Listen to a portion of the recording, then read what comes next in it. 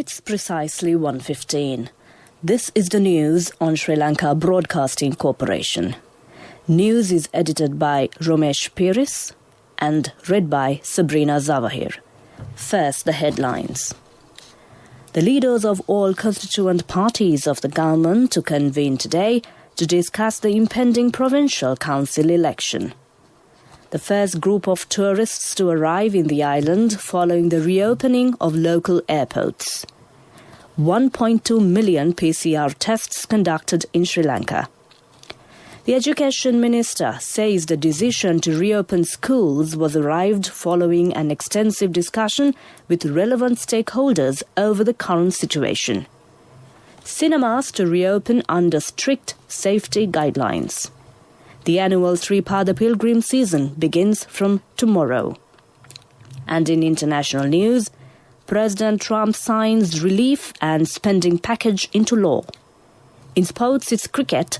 South Africa on top after Sri Lanka's mammoth total. Now the local news in detail. The leaders of all constituent parties of the government will convene today for a special meeting to discuss the impending provincial council election. The meeting is scheduled to be held at the Presidential Secretariat at 6 p.m.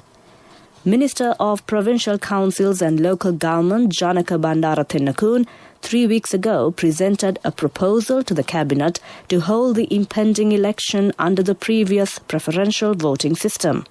However, several opinions were expressed in the Cabinet pertaining to the prompt conduct of the election. Accordingly, during today's party leaders' meeting, a final decision on the conduct of the provincial council election is expected to be taken. The number of COVID-19 cases confirmed in the country has risen to 41,054 following the detection of 674 patients yesterday. Accordingly, the Minuwangoda Paliagoda COVID-19 cluster has increased to 37,360. The Epidemiology Unit of the Ministry of Health said 8,166 persons, including 3 foreign nationals, are currently receiving treatment for coronavirus at 65 facilities across the country. Yesterday, 650 persons who recovered from COVID-19 were discharged from hospitals, raising the number of recoveries in the country to 32,701. Meanwhile, the number of PCR tests conducted in Sri Lanka has surpassed 1.2 million. The Ministry of Health said 12,222 PCR tests were conducted yesterday, and accordingly, the number of tests conducted in Sri Lanka since the 18th of February has risen to 1,204,350. The Education Ministry announced that the reopening of government schools for primary students from grade 1 to 5 expect schools in the Western Province and isolated areas on January 11th. The third term of government schools ended in December 23rd, and academic activities of these schools for 2021 will begin on January 11th. Addressing a press conference in Colombo, the Education Minister, Professor G.L. Piris, said that the ministry arrived at this decision following an extensive discussion with the health authorities and other stakeholders over the current situation. The minister added that with the sponsorship of the World Health Organization and the UNICEF, 100 million have been allocated to purchase school equipment. The Prime Minister Mahinda Rajapaksa has advised to reopen cinemas in strict compliance with COVID-19 safety guidelines. The Prime Minister's office pointed out that the film industry has been vulnerable due to the impact of the COVID-19 pandemic.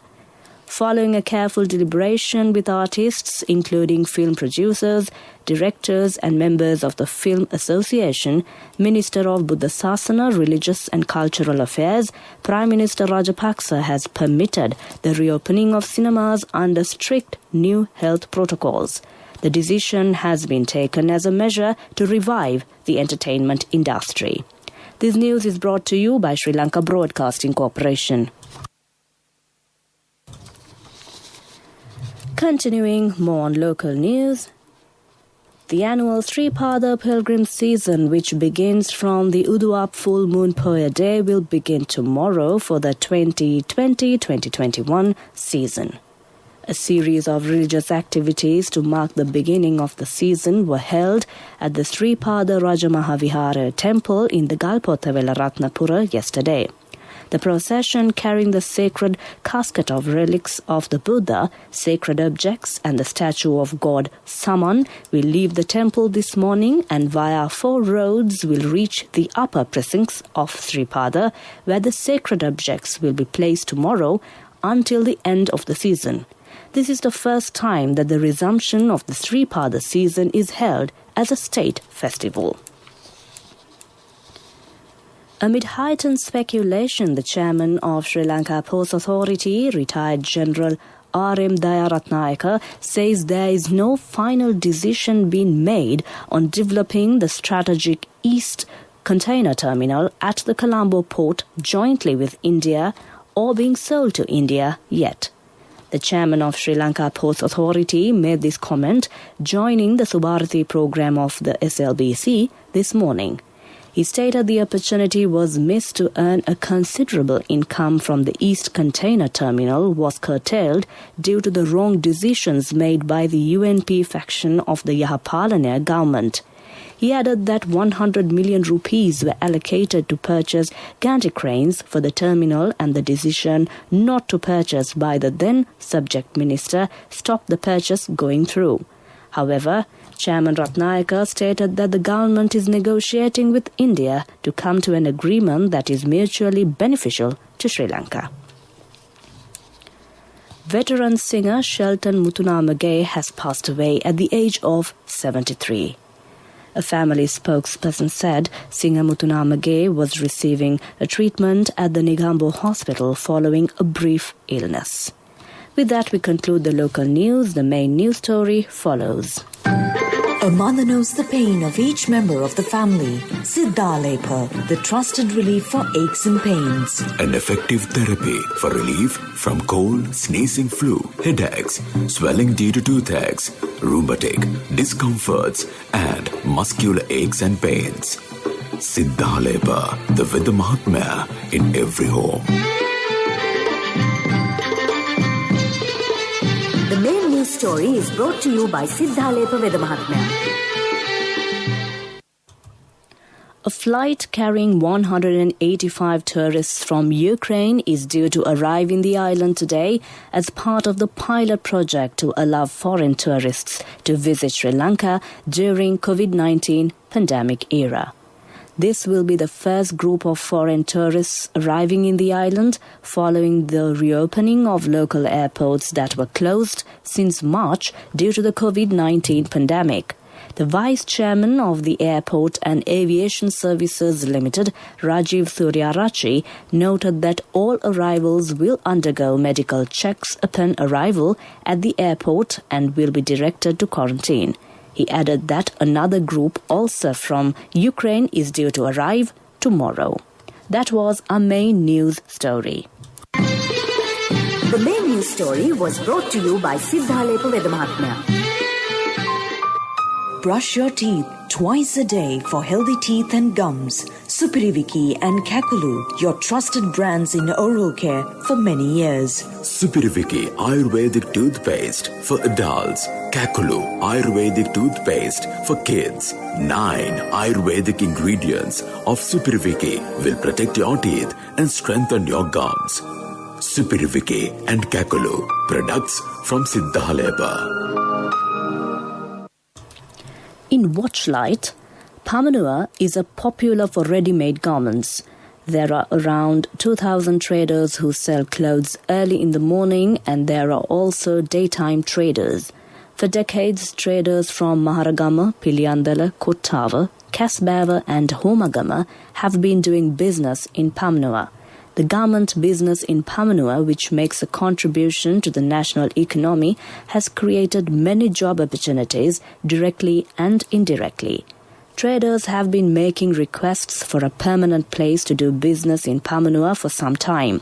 They have already identified a 35-acre plot of land and have requested the Minister of Industries to discuss with the relevant authorities in this regard. Traders say that they have become helpless in the face of the present pandemic because they have to settle bank loans and leases. They requested the authorities to provide a fair solution to their issues.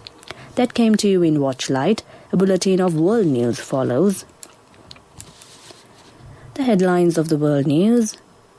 US President Trump signs relief and spending package into law. Civilians flee Ain Issa, northeast Syria, as clashes escalate. EU begins mass coronavirus vaccination drive. Now the world news in detail. US President Donald Trump has signed into law a coronavirus relief and spending package bill averting a partial government shutdown. Mr. Trump had initially refused to sign the bill, saying he wanted to give people bigger one-off payments. The delay meant that millions of Americans temporarily lost unemployment benefits. The relief package worth $900 billion was approved by Congress after months of negotiation. It is part of a $2.3 trillion spending package that includes $1.4 trillion for normal federal government spending. About 14 million Americans faced a lapse in unemployment benefit payments and new stimulus checks. Unemployment benefits will now be restored. At least 9,500 people have fled their homes in Ain Issa, northeast Syria, following an escalation in clashes between the Turkish-backed Syrian National Army and the Kurdish-led Syrian Democratic Forces in mid-December. The SDF, the military forces of the Autonomous Administration of North and East Syria, also known as Rojava, who control Ain Issa, report daily shelling on the city from Turkish-backed forces for the past week. Operation Peace Spring was launched following the abrupt withdrawal of United States troops from Syria to secure a so-called safe zone on Turkey's border by clearing the region of People's Protection Unit's fighters. The European Union has launched a mass coronavirus vaccination drive amid detections of new strains which are believed to be more contagious than the original. The rollout began 6 days after the EU approved the use of a vaccine developed by US pharmaceutical firm Pfizer and its German partner BioNTech. It is the first coronavirus vaccine to be authorized by the EU. France gave vaccination priority to elderly residents of care facilities and their staff. Germany also began its nationwide inoculation effort. In Italy, which has Europe's highest death toll from COVID-19 at more than 70,000, 5 medical workers at a hospital in Rome received the country's first shots. With that, we conclude the world news, and prior to concluding the world news, the headlines once again. US President Trump signs relief and spending package into law. Civilians flee Ain Issa, northeast Syria, as clashes escalate. EU begins mass coronavirus vaccination drive. With that, we conclude the world news, and development news follows. Taking a look at the development news, the State Minister Shehan Semasinghe says the government has initiated a rural trade network that follows the government's trade-related decisions and protects the farmers and consumers. He said this rural trade network, supported by the government, will replace the present system where farmers and consumers were not given due priority. Semasinghe observed that under the 2021 budget proposal, the government has a plan to create 25,000 women entrepreneurs. The program aims to empower 1 or 2 women entrepreneurs from every 14,000 Gram Niladari divisions. The aim is to create a decent supply and distribution network in times of crisis in the country and in the world. That was development news. Next up is the sports news. In sports news is cricket. Cricket, South Africa on top after Sri Lanka's mammoth total. Faf du Plessis and Themba Bawama built on Dean Elgar and Aiden Macram's opening partnership of 141 to help South Africa to get within 79 runs of Sri Lanka's first innings total of 396 on the second day of the first test. Du Plessis was on 55 and Bawama on 41 at stumps on day 2 in Centurion. The pair has put up 97 for the fifth wicket and South Africa will start day 3 on 317 for 4 wickets. Day 3 of the first test will get underway at 1:30 p.m. today. That was a look at the sports news. Moving on to business news. Jet Holdings Private Limited was awarded the official overseas team sponsor of Sri Lanka cricket during the 2020-2021 cricket season. The completely local and homegrown brand and undisputed market leader in the wood coatings industry signed the agreement with ITW Consulting, who was awarded custodianship of the said title by Sri Lanka Cricket pursuant to a tender process. ITW also has numerous sponsorships, advertising and brand promotion rights granted to it by Sri Lanka Cricket. As a part of this landmark agreement, the company will be sponsoring the Sri Lanka Cricket team for their away series scheduled for the 2020-2021 cricket season. That was business news.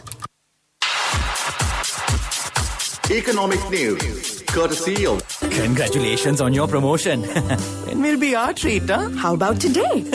Oh no, I was just joking. It's fine. I have my LOLC credit card with me. Let's go out today. Introducing LOLC Finance Credit Cards. Fuel the goodness in you.